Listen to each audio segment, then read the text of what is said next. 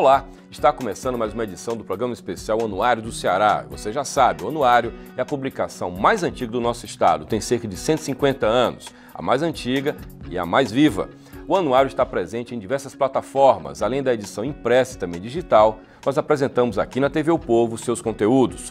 O destaque de hoje são os mestres da cultura, um conteúdo já clássico do Anuário desde a sua retomada em 2002. A cada edição do Anuário, nós trazemos a lista atualizada dos mestres. O título é um reconhecimento da importância de manifestações culturais de tradição no nosso estado. E hoje eu tenho a honra de receber um mestre, o poeta Geraldo Amâncio, repentista, mestre da cultura, natural do Cedro. Fique com a gente, o programa especial Anuário do Ceará já começou.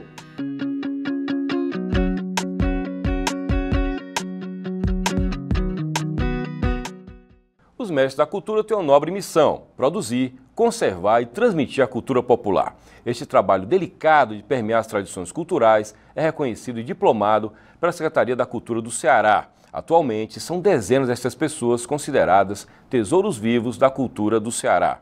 Um dos exemplos está aqui com a gente. Geraldo Amâncio foi diplomado mestre da cultura em junho deste ano. É um dos mais jovens mestres, graças ao trabalho dele como poeta, cordelista e repentista. Além disso, ele também é músico e cantor. Geraldo, muito prazer recebê-lo aqui no programa. Receber você é, de certa forma, lembrar também de Demócrito, porque era um admirador seu. Lembro de um festival que o povo apoiou, Demócrito participou desse esforço para apoiar, para ver acontecer. Portanto, parabéns por você ser um novo mestre. E eu começo perguntando o que é que significa para você ser mestre agora diplomado, porque mestre você já era considerado. Bom dia, eu me sinto muito honrado pelo convite e dizer que nada é mais gratificante para mim do que trabalhar a cultura popular, principalmente o segmento chamado cantoria, que tem uma correlação muito grande com o cordel, e agora, eleito mestre da cultura, fico mais feliz ainda porque a gente tem a oportunidade de repassar esse conhecimento que nós adquirimos ao longo dos anos. E voltando a lembrar do nosso amigo Demócrito, sim, nós trabalhamos juntos, ele apoiou, esteve presente, como dizia Rui Barbosa, ele esteve, ele testemunhou, ele estava lá, tanto aqui no Teatro José de Alencar em Fortaleza, como também inaugurando o teatro lá de Guaramiranga, 2 festivais do maior público que nós tivemos, até porque foi o povo que patrocinou e estava por aí. Você, enquanto mestre da cultura, por dever agora de ofício, né? Você agora tem um título e tem uma missão oficial, você tem que transmitir os seus conhecimentos, você tem que, a rigor, trabalhar para manter vivo o que você domina como arte. Você já fazia isso, Geraldo, na sua vida? Como é que é isso na sua vida, transmitir o teu domínio, a tua arte? Primeiro, além do título de mestre que nós recebemos da Secult, a Universidade Estadual do Ceará também nos deu um diploma dando o direito de repassar, de ministrar também palestras, aulas na própria universidade. Antes, Jocélio, eu já fazia, isso fiz há muito tempo, e o pior é que a primeira tarefa para que me incumbiram foi muito pesada, porque eu não tinha ministrado ainda palestras sobre cantoria e sobre cordel. Eu iria com um colega meu que de última hora não pôde ir, um convite da Universidade de Coimbra. Portugal. Portugal. Aí a diretora falou o seguinte: o outro não vem, você faz a palestra? Eu louco para ir, né? Eu disse, faço, não tinha feito ainda. Ela disse, agora para isso é preciso uma apostila, você tem? Eu digo, tenho, sem ter. Mas o repentista faz isso rapidamente. Mas fiz rapidamente, acho que 6, 7 dias estava pronto, mandei imprimir, levei, fiz, tenho isso documentado e tal, que é uma honra, que foi uma felicidade muito grande para mim. E daí para cá, sim, eu comecei a ministrar em vários outros lugares, quer dizer, nós fizemos no campus da Universidade do Rio Grande do Norte, do Pernambuco, na Academia Mineira de Letras, que me rendeu um saldo muito grande, Jocélio, porque me deram uma revista chamada Minas, a Terra da Liberdade. Dessa revista eu extraí toda a história da Inconfidência Mineira e o resultado foi um livro que escrevi, porque se fala muito da Inconfidência Mineira, mas só se biografa, como se diz, Tiradentes. Os outros Inconfidentes ficam muita margem. Sim. E eu peguei a mini biografia de cada um, além de Tiradentes, e também e estão lá no livro que nós fizemos. O Traidor também tem biografia lá, não? Tem também. O Joaquim Silvério? Silvério dos Reis, com certeza. O livro é A Inconfidência Mineira e Os Mártires da Inconfidência, é o título do livro. Quer dizer, e venho fazendo sempre esse trabalho e agora com mais apoio, né, com mais autoridade para isso. A geração mais nova, a garotada, qual o perfil e qual o nível de interesse, Geraldo, por esse trabalho, pela cantoria, pelo repente, pelo cordel? A cantoria é um eterno desafio, Jocélio. Por exemplo, a minha geração sente-se melhor do que a que nos antecedeu. Por quê? Por quê? Não sei, isso é próprio do egoísmo, né? E do desafio, né? E aqui veio, pós a nossa, ou já vieram bem umas 2 ou 3, elas também sentem-se bem, sabe? Melhores do que a gente. O que eu não estranho. Da minha geração, eu sou o único que discordo que sejamos melhor do que a que nos antecedeu. Nós não temos... Isso é uma avaliação individual. Tá. Nós não temos um Dimas Batista, que eu considero o cantador mais perfeito de todos os tempos. Nós não temos um Pinto do Monteiro, o maior repentista do mundo, cantando Sextilho, Lourival Batista, assim por diante. Há muita gente boa, é claro, na minha geração. Mas me parece que a cada geração atrofia um pouquinho. Mas são excelentes. É bom porque a cantoria não morre. Há uma profecia no circo e na cantoria que o circo vai acabar, a cantoria vai acabar. O circo não acaba porque desde Roma Antiga já existia o circo, que era usado até para política, e a cantoria não acaba pelo seguinte: quando alguém me pergunta isso, eu disse não acaba, porque os cantadores são poetas. Se, por acaso, mesmo não houvesse mais público de cantoria, os cantadores cantariam uns para os outros porque são poetas. Isso é uma força interior que tem que explodir. Por falar em interior, fazendo aqui, aproveitando a palavra, né? A cantoria, o repente, enfim... a gente pode considerar que ele é mais fértil, ele floresce mais no interior do que na capital, ou essa delimitação geográfica não existe? Existe. Agora, existe também uma coisa interessante. Quando eu comecei a cantar, em 1963, 64, por aí, o nosso público era 90% rural, certo? Não se afinava viola na cidade, muito pelo contrário. Sempre que a gente passava a pé ou a cavalo num vilarejo ou numa cidade, sofria vaia. É mesmo? Principalmente de estudante. Eu fui vítima muito disso. Que absurdo, eu né? pensava assim... Agora, tinha uma coisa muito interessante, José. É que cada turma de estudante que vinha, aí que ia encontrando a gente com a viola, dizia assim: eu também sou cantador e ninguém queira duvidar. Isso, por exemplo, aqui em Fortaleza, no Iguatu, chegava na Paraíba, era a mesma coisa. Eu digo, será que eles têm celular, que nem existia na época, para transmitir isso? Então, vou voltar.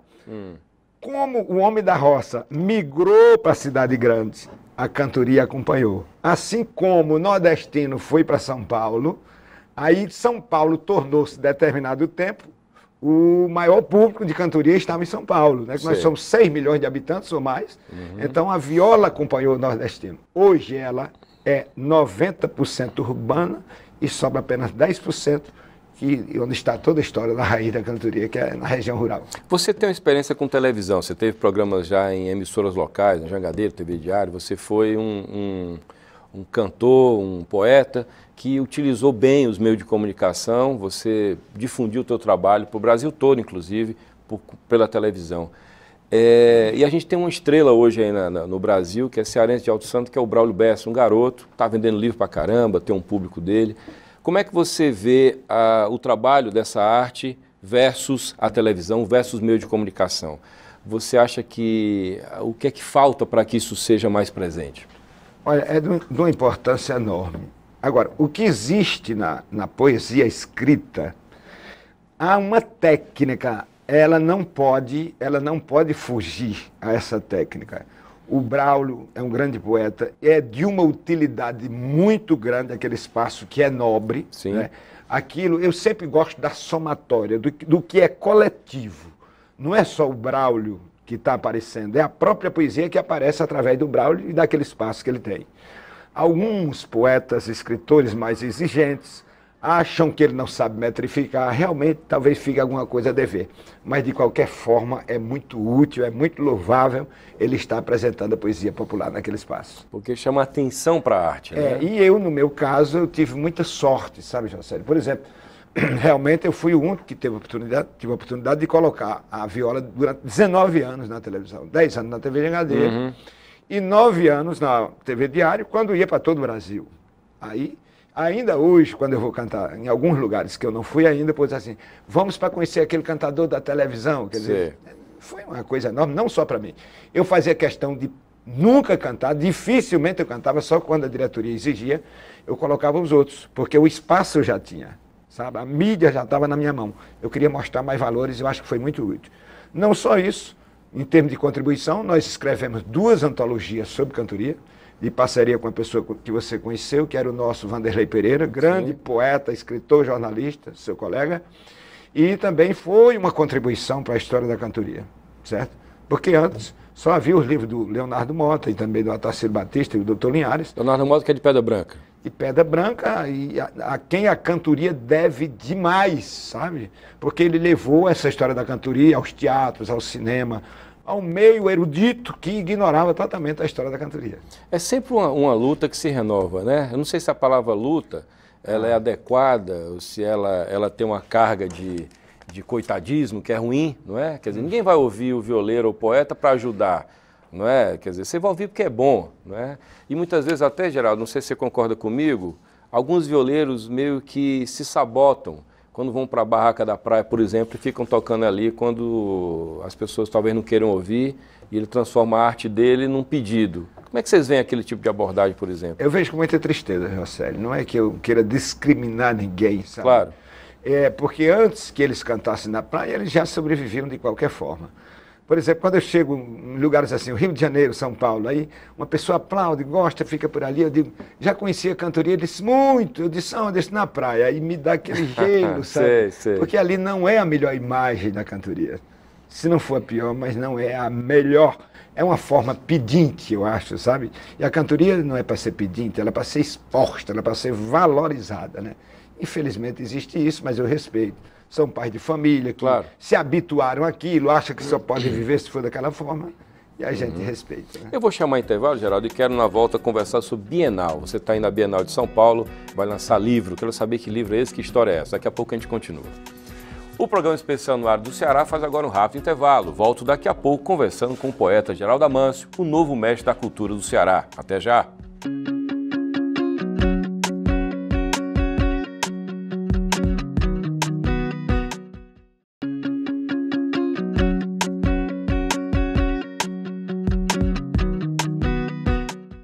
Estamos de volta com o programa especial no ar do Ceará, hoje conversando com o novo mestre da cultura do Ceará, o poeta Geraldo Amâncio. Geraldo, deixei no ar uma questão. Você está indo para a Bienal de São Paulo, a 25ª Bienal, se não me engano, 25ª, vai lançar um livro. Que livro é esse e o que é que ele conta? Bom, primeiro nós estivemos na Bienal passada e agora fomos renovar o convite e a gente vai, é uma felicidade muito grande. Eu falo de uma senhora chamada Fideralina Augusto. O intelectual, o grande escritor Dimas Macedo, você conhece? Sim. Um dos grandes nomes da nossa literatura, escreveu um livro chamado Fideralina Augusto e pediu-me que escrevesse em versos a mesma história. E nós fizemos Fideralina Augusto, a matriarca de ferro. Por quê? Essa mulher ficou viúva, o esposo já mandava no município de Lavras, em toda a região do Vale do Salgado, e ela ficou, e aí ficou mandando, né? Que época é isso? Qual era o ano? Ela era de 1832, 1832, morreu em 1919. Aos 45 anos, ela começou a mandar e mandou até 1919. E mãe de uma prole muito grande, e enquanto ela viveu, não só enquanto viveu, mas os filhos, os netos, os sobrinhos, os genros e assim por diante, todo esse povo mandou em Lavras da Mangabeira e na região. Sempre tinha um deputado federal, um deputado estadual e um prefeito, tudo Augusto.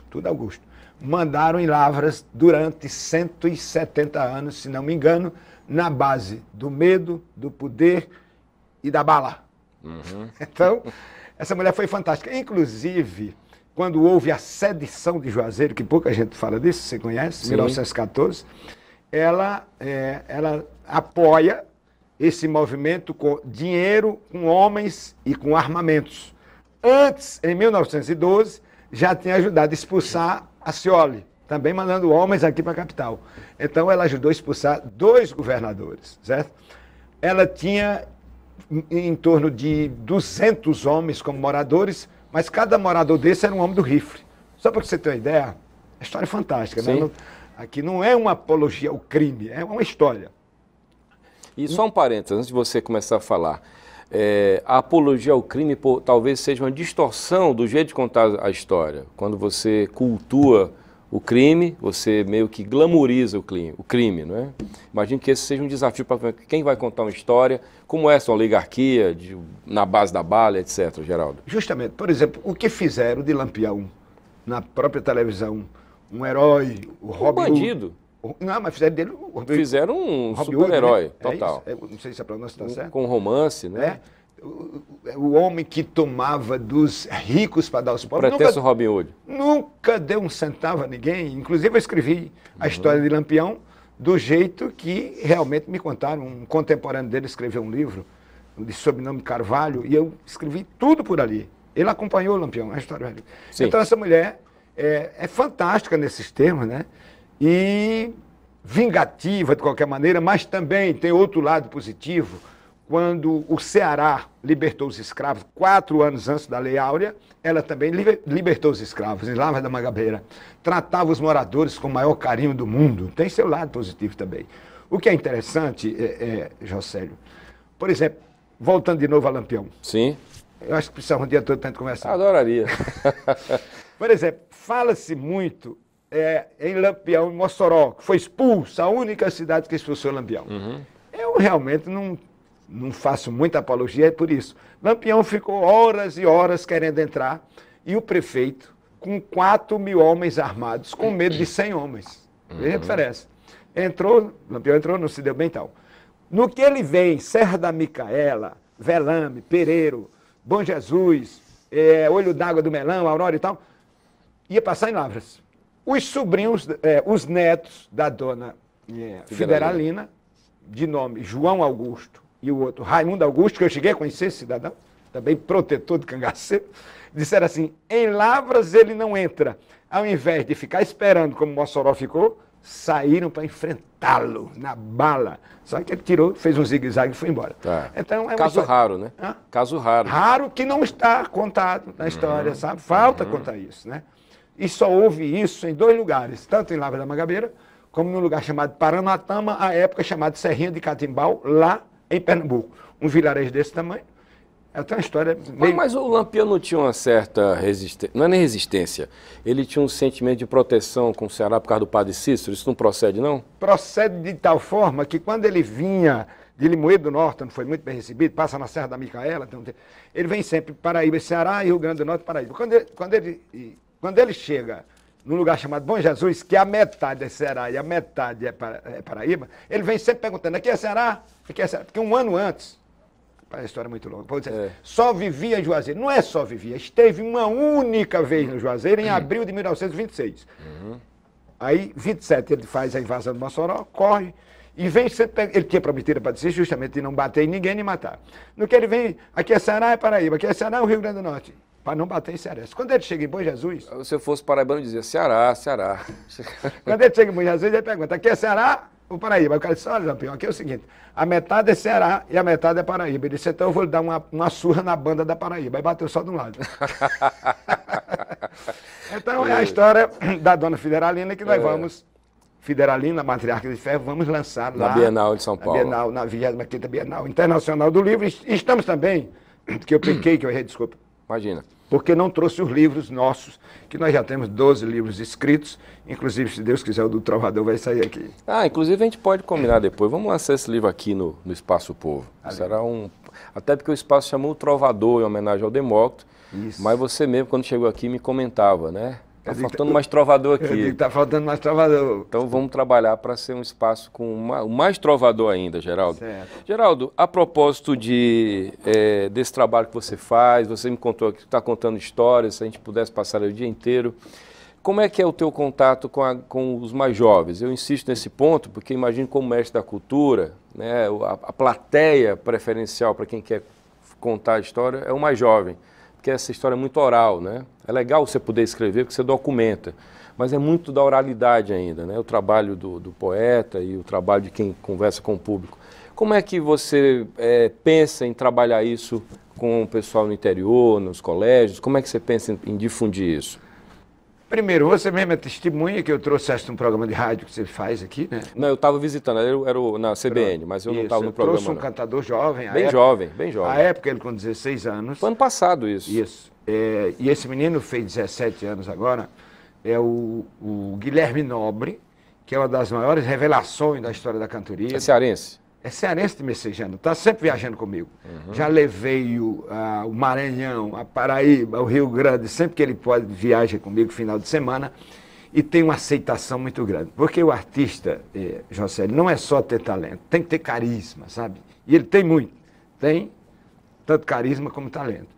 E esse repassar conhecimento, a minha grande luta, como você falou, luta e a luta mesmo, é que o livro, por exemplo, eu escrevi sobre o Beato Zé Lourenço e a Matança dos Romeiros, que é a história do Caldeirão, que esse livro fosse paradidático, que ele entrasse na escola. É uma mini Canudos que nós temos do Ceará, que não é contada essa história. Eu já perguntei a acadêmicos, a professores, e houve isso. Quer dizer, então, eu estou trabalhando para que esse livro seja paradidático, que possa também fazer parte do currículo escolar. Nós precisamos contar nossa história. Muitas vezes, nós sabemos quem foi Alexandre o Grande, Napoleão, Júlio César, e não sabemos quem foi o Beato Zé Lourenço, que foi um líder da mesma forma, a mesma filosofia do nosso Antônio Conselheiro. Aqui do lado, né? Aqui do lado, né, meu irmão? E uma história recente também, né? É claro, foi 40 anos depois da invasão de Canudos, né? Canudos foi em 1897 e o Caldeirão foi em 1937. Deixa eu fazer uma pergunta básica, Geraldo, de leigo, tá? Como é que é o processo de criação de um verso? Ele acontece quando? Eu, como jornalista, posso resumir em 10 segundos. As grandes ideias de matérias não nascem em reunião. Se me puser numa reunião com colegas, vamos ter ideia, isso não vai funcionar. Então eu fico impaciente em reuniões assim. Eu saio, posso andar no jardim do jornal, ter uma ideia de pauta. Às vezes eu estou dirigindo, gravo aqui no celular quando paro no sinal.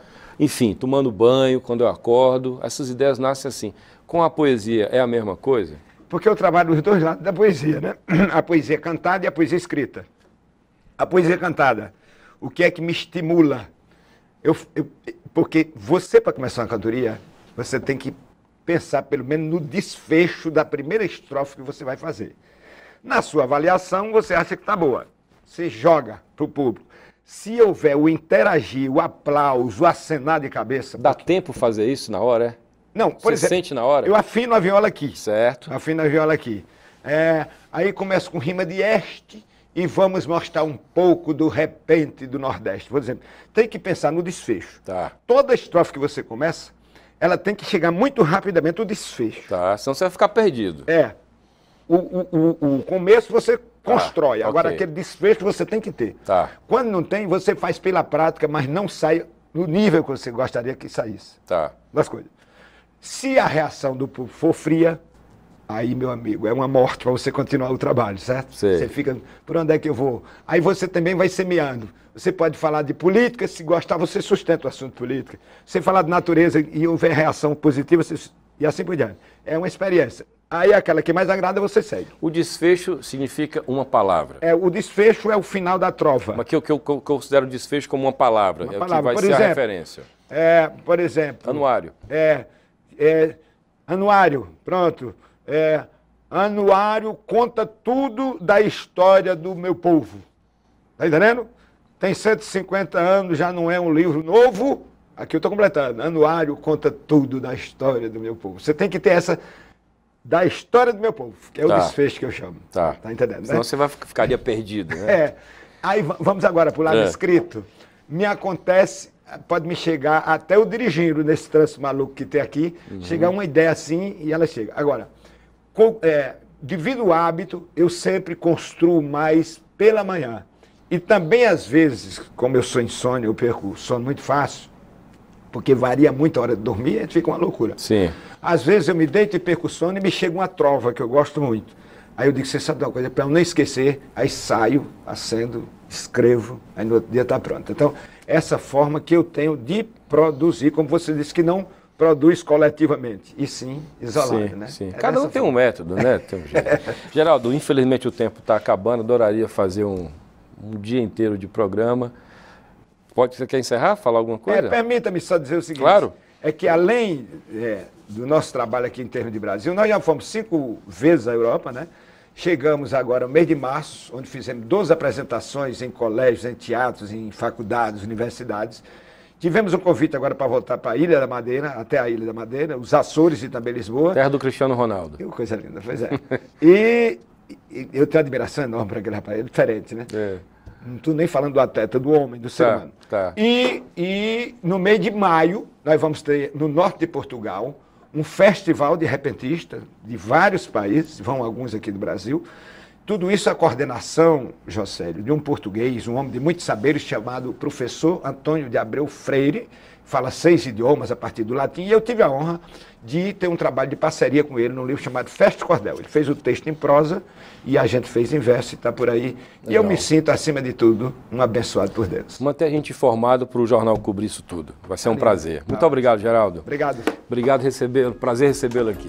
O programa de hoje fica por aqui. A gente tem que encerrar, é o jeito. Queria ficar mais tempo. Você pode ter acesso a mais conteúdos do Anuário, com dados sociais, econômicos, políticos, culturais, como é o caso dos Mestres da Cultura, pelo nosso site www.anuariodoceará.com.br. Agradeço a companhia de vocês que assistiram a gente. Agradeço a Geraldo Amâncio, nosso novo Mestre da Cultura. Um abraço grande, até a próxima. Tchau, tchau.